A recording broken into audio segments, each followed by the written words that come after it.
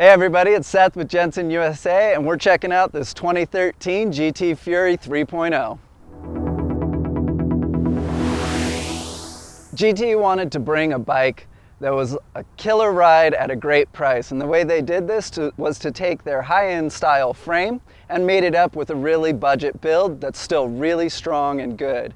So let's look at what those parts are. First of all, we have an aluminum frame made it up with their independent drivetrain solution.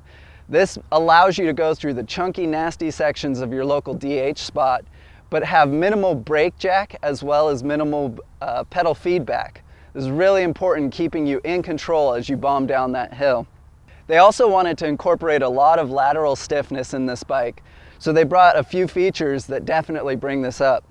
The first one is going to be an 83 mil wide bottom bracket, which gives you a nice wide stiff stance on there, as well as a 150 by 12 millimeter rear axle, getting that rear wheel nice and stiff as well. The last one is a 1.5 straight head tube that gives you a lot of stiffness in that fork so you don't feel it flexing and wandering as you're bombing down that hill. They've mounted this fork up to a set of core torsion bars as well as a core direct mount stem. Now, to keep you really stable, they gave you some nice wide bars at 800 millimeters wide.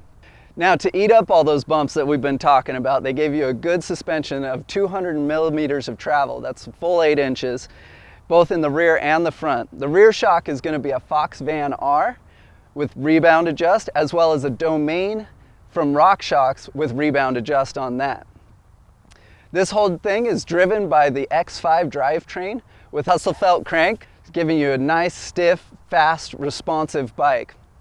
Finally, you need to come to a stop. So what brings you to a stop on this is a set of Avid Elixir 3 brakes mounted up to 200 millimeter rotors, giving you a lot of stopping power.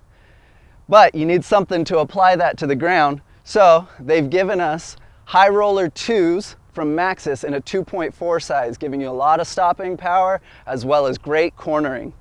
Lastly, you want to be comfortable on your bike, so they've given us something for your butt in the WTB Silverado. It's one of my personal favorite saddles, and this makes this just a killer build at a great price.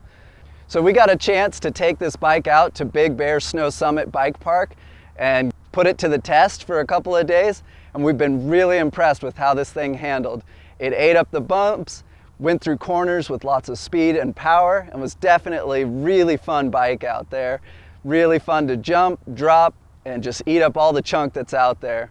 That's this great bike from GT. So this is Seth with Jenson USA, your cycling experts.